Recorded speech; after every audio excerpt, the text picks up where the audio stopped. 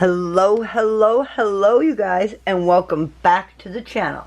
Now, you might be wondering what this kind of grody looking goop is here. This is an experiment I've been working on for 6 months, all summer. It's just a slight memory that I have of my grandparents and their what we called the small farm. Now, it wasn't really a small farm. My grandparents had like 10 acres. And the back 5 acres is where they had their house.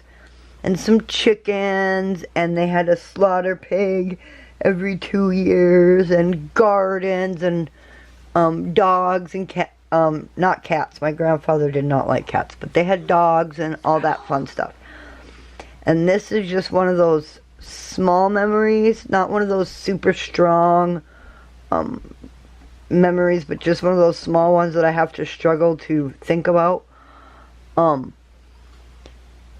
that piece of property there, on the small farm, in the back of her fridge, every fall, my grandma would do a sun tea from like mint and basil and any of that kind of stuff that she harvested. She'd boil it, and she'd stick it in a big jar, and she'd stick it in the back of her fridge. And she'd leave it there until it started to show signs that spring was coming.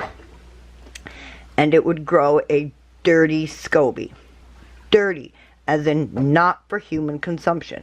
SCOBYs grown in teas, growing properly with ventilation and all that stuff, are good antimicrobials for your tummy.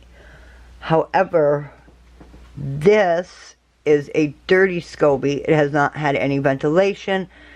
It's not really quote-unquote fermentation. It has just been allowed to sit in the back of the fridge and rot for 6 months. It had a beautiful small SCOBY on top of it. Then what she would do is that when it started to warm up, she'd pull it out and she'd stick it on the one windowsill in her house. She had a big bay window in the sun for 3 days and let it get this bigger, thicker, bubbly SCOBY on top, and then the lid would bubble up until you can't push down on it anymore. And that was what she called her spring compost tea. Then she'd bring it out to her compost bin that, had snow on top of it from the winter and all that stuff. And she'd open the jar and pour the whole thing in slowly over top of the compost and let it be. And her compost would start heating up and cooking and warming and getting all nice and ready to be spread out come spring. So I did that this fall. It's holy basil, couple different kinds of peppermint, and I had gone to the one natural grocery store and I'd gotten a thing of lemon balm, lemongrass,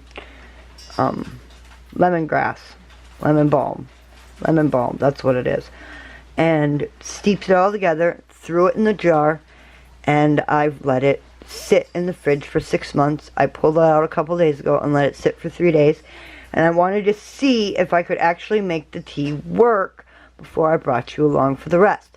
So we have the tea. It's all made. It's been sitting for 3 days. We're going to take it outside. We're going to pour it on our compost bin, and then I'll bring you back in a couple more days and we'll take a look and see what's going on with my compost bin.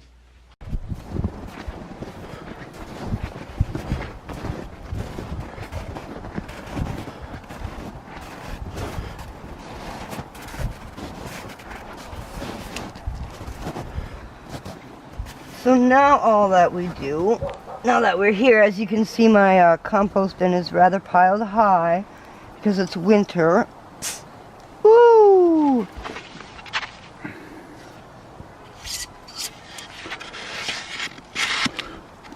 You're hitting the very front face of it where that bump comes out. Oh. That's how much snow we have. And then all I do is take my fermented tea And I slowly pour the whole thing right on top and down the center of my compost bin. And get that good dirty SCOBY in there.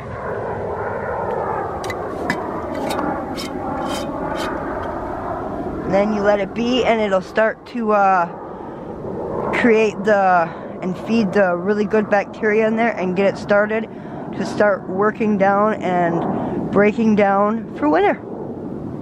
Alright guys, there we go. Oma's Compost Tea.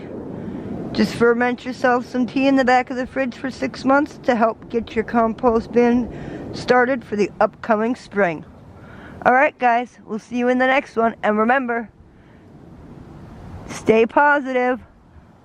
Bye guys. I just shovel all this down. It's a lot of work. See why by the time I got down here in order to get over to my compost bin, I stopped.